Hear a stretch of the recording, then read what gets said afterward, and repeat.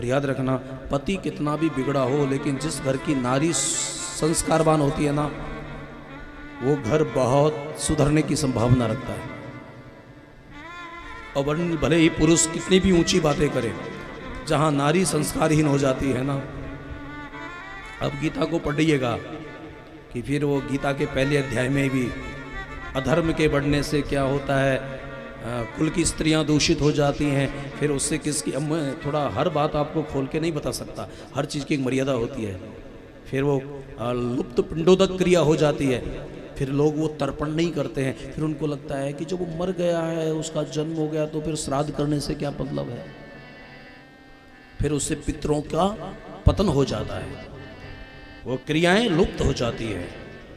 इसलिए भगवान ने गीता जी के पहले अध्याय में ही अर्जुन को रीजन बताया, अधर्मा विवाद कृष्णा प्रदुष्यंती कुलस्त्रिया स्त्रीषु दुष्टासु जायते वर्ण संकरा संकरो।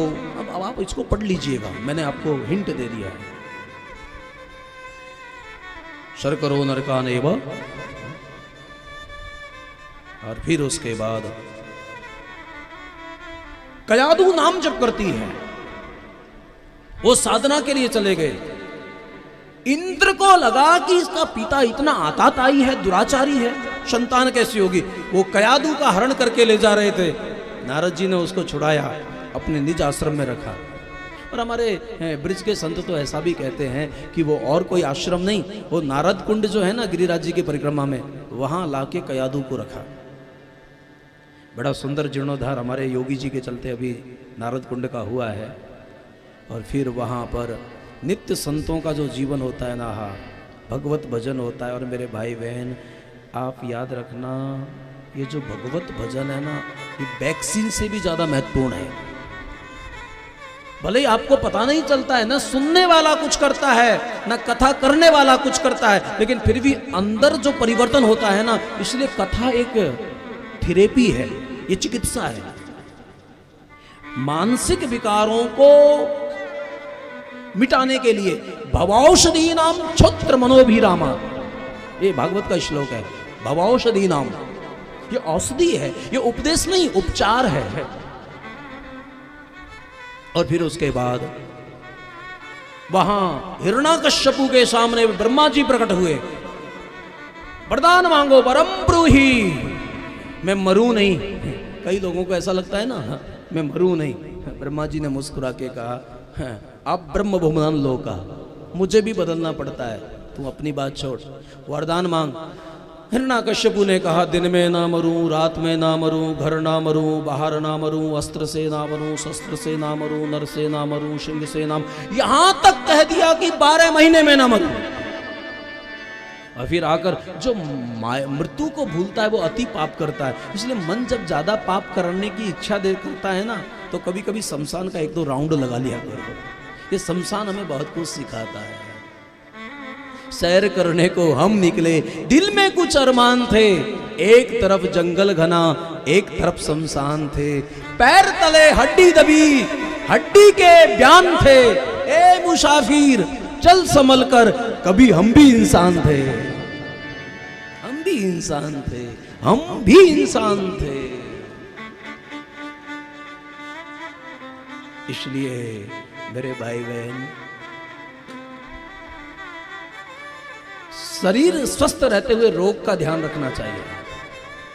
आज तुम चल सकते हो, देख सकते हो, एक दिन ऐसी स्थिति आ सकती है कि चाह कर भी चलना चाहोगे तो चल नहीं पाओगे, बोलना चाहोगे तो बोल नहीं पाओगे, देखना चाहोगे तो देख नहीं पाओगे। बादिन की सुध कर प्राणी, जा दिन ले चल हो, रंग भूमि के 10 दरवाजे, ना जाने कौन सी खिड़की खुली थी,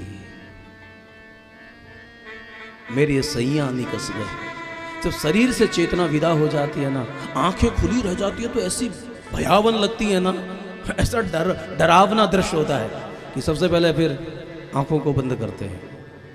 वो कान के ये देखने वाले रहते हैं, लेकिन फिर वो सुनता नहीं है। पूरी दुनिया, पूरे परिवार वाले परिजन लोग विलाप करते हैं, लेकिन फिर भी वो सुनता नहीं है।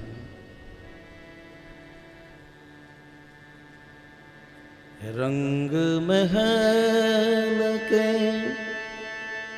10 दरवाजे,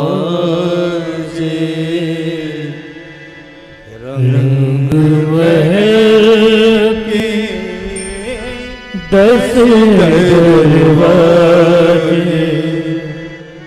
ना जाने कौन सी खिड़की खुली थी, सैया ने कस गए मैं ना लड़ी थी, सैया ने कस गए मैं ना लड़ी थी। रंग महल के शरीर बहुत अच्छा है लेकिन ये साधन है, ये भूलो मत। ना ऐसी देही मिले ना अनुभव का सार, मानव जन्म की मौज है मिले ना बारंबार। 100 काम छोड़ के खा लेना चाहिए, 1000 काम छोड़ के नहा लेना चाहिए, 1000 काम छोड़ के नहा लेना चाहिए, करोड़ काम छोड़ के सत्कर्म करना चाहिए, 1,00,000 काम छोड़ के हरि भजन करना चाहिए। और को साथ जाए या ना जाए, जाएगा जब यहाँ से कुछ भी ना पास होगा, 2 गज कफन का टुकड़ा तेरा लिबास होगा।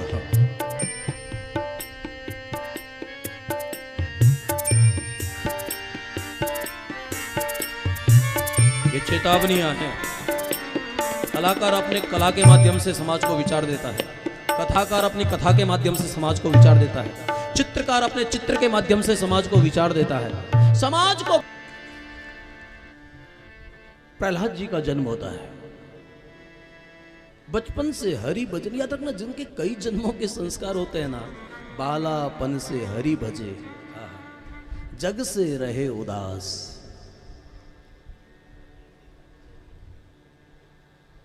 गुरुकुल में जाते हैं, एक बार पिताजी ने पूछा कि बेटा क्या पढ़ते हो? प्रभु को पाने की नौ भक्ति है। और जैसे ही हिरण्याकश्यपु ने सुना बिल्कुल रोष से भर गया और संडा मर के घबराने लगे। और याद रखना जिस सत्ता का राजगुरु भयभीत होता है ना, समझ लेना उस सत्ता का भविष्य अंधकार में है। हमारे देश के गुरुओं को, नेताओं से डरना नहीं चाहिए।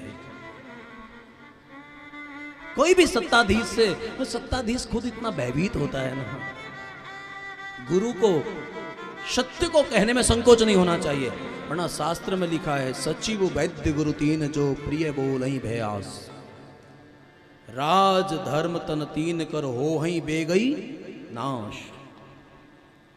जिस राज्य सत्ता का गुरु या फिर जिस देश का शिक्षक वहां के सत्ता से डरता हो, वो शिक्षक राष्ट्र निर्माण नहीं कर पाएगा। शिक्षक की अपनी मौलिकता होनी चाहिए। शिक्षक भिक्षक नहीं होता है, लेकिन मेरे भाई बहन जब शिक्षक भिक्षक बन जाता है, रक्षक भक्षक बन जाता है, तो फिर मानवता का विकास कैसे हो पाएगा? शंडावन को भयभीत होने लगे। उन्होंने प्रहलाद को मारने के लिए कृत्या नाम की राक्षसी प्रकट की। भले ही दिखता नहीं है, लेकिन जो जिसका भजन करता है ना, उसके शक्ति उसके साथ चलती है। भगवान का चक्र सुदर्शन प्रकट हुआ और उस कृत्या का अच्युतम केशवम किया। संडामर बेचारे भयभीत हो गए। फिर प्रहलाद ने स्तुति करके उनकी प्राण रक्षा की। अब तो प्रहलाद का भरोसा और हो गया। वैसे तो कथाएं तो बहुत है, इनको कितना भी बढ़ाया जा सकता है, घंटों घंटों तक। किसी कुम्हार ने मिट्टी का एक वो लगाया है जहाँ अग्नि लग रही है और वो बेचारा माला जप रहा है। क्या कर रहे हो? मेरे से गलती हो गई है, इस लावा के अंदर है ना बिल्ली के बच्चे दबे रह गए, तो क्या भजन करने से वो बच जाएंगे? हाँ, मुझे भरोसा है। याद रखना मेरे भाई बहन, प्रतिकूल परिस्थिति, अनुकूल अवस्थाओं में तो कोई भी भजन कर लेता है, लेकिन प्रतिकूल परिस्थितियों में भजन बनाए रखना ये साधक के जीवन का वट विश्वास है। अनुकूलता होती है तो हर व्यक्ति को अच्छा लगता है, लेकिन प्रतिकूल परिस्थितियों में जो भजन करता है, जो अपनी मनस्थिति को ठीक रखता है, वो जागृत पुरुष होता है। और फिर उसके बाद में उसको अग्नि में जलाया गया, उसको जहर पिलाया गया, उसको पहाड़ से गिराया गया। लेकिन सोने को जितना तपाते हैं ना वो और निखरता चला जाता है।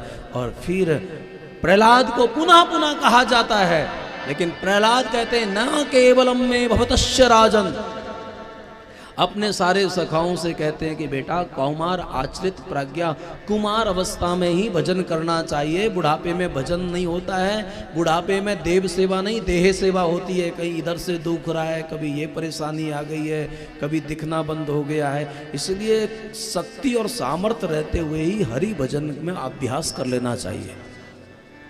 फिर उसके बाद हिरण्याकश्यपु ने कहा कि बता तेरा परमात्मा कहाँ है। लगभग हिरण्याकश्यपु जैसे राक्षस लोगों का एक ही प्रश्न होता है, ये भगवान की कथाएं होती है, किसने देखा है भगवान को, बता कहाँ होता है भगवान। और प्रेमी एक ही बात कहता है, तुम पूछते हो कि उसको किसने देखा है, वो कहाँ है, लेकिन मैं कहता हूं कि वो कहाँ नहीं है, वो सब जगह है, मुझ में भी है, तुझ में भी है, इस खंबे में भी है। हिरण्याकश्यपु ने कहा वो सब जगह है तो मुझे दिखाई क्यों नहीं देता है। पिताजी उसको देखने के लिए आंखों में वासना नहीं, आंखों में उपासना होनी चाहिए। बहुत प्यारा सूत्र है। अगर मेरे भाई बहन आंखों में वासना होगी तो संसार दिखेगा। अगर कोई गोस्वामी की तुलसी की आंखों से देखोगे, अगर अर्जुन की आंखों से देखोगे, अगर परीक्षित और सुखदेव की आंखों से देखोगे ना, तो पूरे संसार में ये सब परमात्मा ही है। सिय राम में सब जग जाने, अनेक रूप रूपाय विष्णवे प्रभु विष्णवे, हरि रेव जगतः जगत रेव हरि। पूरा जगत ही परमात्मा होता है।